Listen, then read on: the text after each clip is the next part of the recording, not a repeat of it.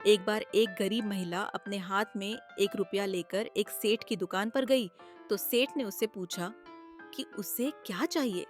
इस पर वह महिला बोली, सेठ जी, तुम कितना कमा लेते हो?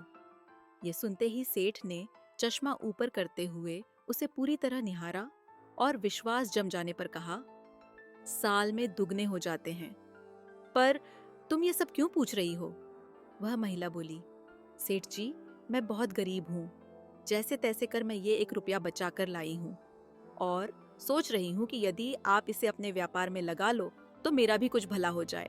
उसकी ऐसी करुणामय बात सुनकर सेठ को दया आ गई और उसने अपने मुनीम को बोला कि इस महिला का 1 रुपया बही खाते में जमा कर लो।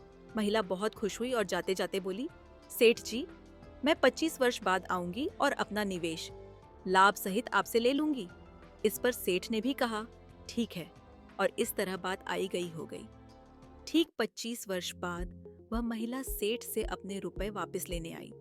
महिला को देखते ही सेठ जी ने मुनीम को बोला कि इसे 10 रुपये दे दो। इस पर महिला बोली, नहीं सेठ जी, जो मेरा लाभ सहित निवेश हो सो दे दो। इस पर सेठ ने बात को खत्म करने के अंदाज में कहा, मुनीम जी, इसे 100 रुपये देकर छुट्टी करो। लेकिन महिला इस बार भी बोली कि नहीं सेठ जी, जो मेरा लाभ सहित निवेश बना हो सो दो। इस तरह महिला के हठ से हारकर सेठ ने मुनीम को हिसाब लगाने को कहा और हिसाब लगाने के बाद मुनीम का भी सिर चकराने लगा और उसने तुरंत सेठ जी के कान में कुछ कहा, जिसे सुनकर सेठ का भी सिर चकराने लगा। क्या आप सोच सकते हैं कि मुनीम ने सेठ जी को कितने रुपए का लाभ सहित निवेश बताया होगा? 1,000, 5,000, 10 या 20,000?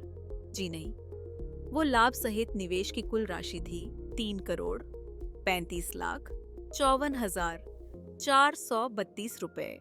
सोचो, यदि केवल 1 रुपया जब वर्ष भर में दुगना होता गया तो 25 वर्ष बाद वो 3 करोड़ रुपए से भी अधिक हो गया। तो यदि हम वर्ष को महीनों में कन्वर्ट कर दें, अर्थात एक वर्ष में पैसा दुगना होने के स्थान पर यदि एक महीने में पैसा दुगना होने का गणित लगाएं, तो केवल 2 वर्षों में ही हमारा 1 रुपया 3 करोड़ से भी अधिक हो जाएगा। ये शुद्ध गणित है जिसमें कोई मिलावट, कोई मैनिपुलेशन कुछ नहीं है, केवल गणित है। इसीलिए चाहे वो पैसा हो या विचार, वह इसी अनुपात में 1 से 2, 2 से 4 होते जाएंगे।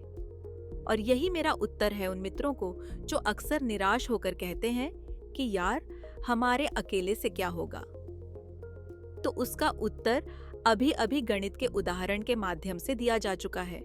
जैसे अंग्रेजी में कहते हैं ना, this is a mathematical certainty, अर्थात ये गणितीय रूप से सिद्ध अथवा प्रमाणित इक्वेशन या प्रमेय है।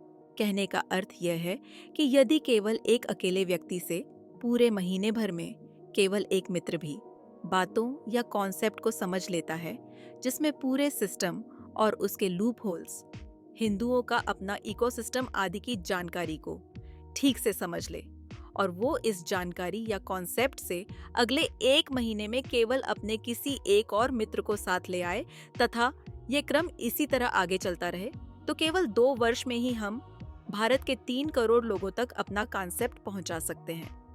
ध्येय केवल इतना होना चाहिए कि प्रत्येक माह आप किसी एक नए व्यक्ति को सनातन इकोसिस्टम में अवश्य मिलाएं। 4 से 5 वर्ष में तो पूरे देश के एक एक सनातनी बच्चे तक को समझ आ जाएगा कि ये कटेशर और वामपंथी हमारे साथ क्या खेल खेल रहे हैं और उनसे हमें कैसे निपटना है, हमारा संगठन कैसा होना चाहिए, संगठित प्रयास किस प्रकार का होना चाहिए आदि।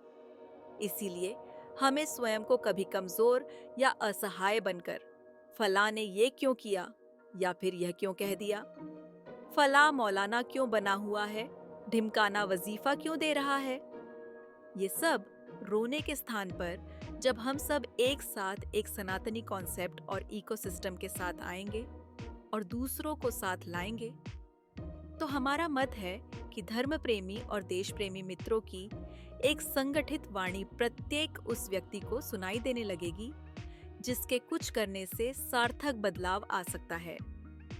सभी को अपने आप यह पता चल जाएगा कि सनातन समाज किस ओर जाना चाहता है।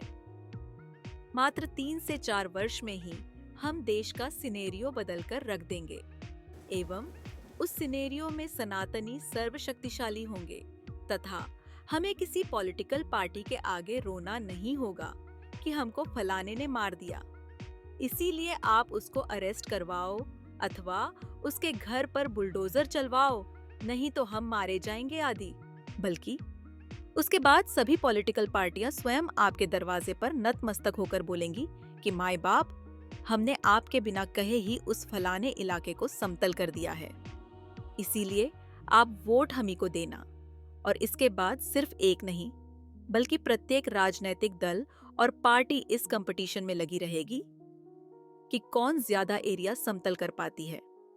अतः भगवान के लिए रोना कल्पना छोड़ दो और अपनी शक्ति को पहचानो, संगठन की शक्ति को समझो, क्योंकि रोने से तो भिक्षा भी नहीं मिलती आजकल, जबकि वैभव केवल पुरुषार्थ से ही मिलता है। और हाँ, इसके लिए आपको न तो रास्ते पर उतरकर प्रदर्शन आदि करने की आवश्यकता है, न ही आपके काम का कोई नुकसान होगा और न ही पुलिस का डर, क्योंकि आप कुछ भी अनधिकृत कार्य नहीं कर रहे होंगे। करना है तो केवल एक काम, आपको एक टीम की तरह काम करना है और सिर्फ पॉजिटिव क्रिएटिव विचारों को अपनी अधिकतम क्षमता से प्रसारित करना है। बाकी का काम वो विचार स्वयं कर लेंगे, क्योंकि यही सिस्टम है और यही सिस्टम की नियति। जय महाकाल।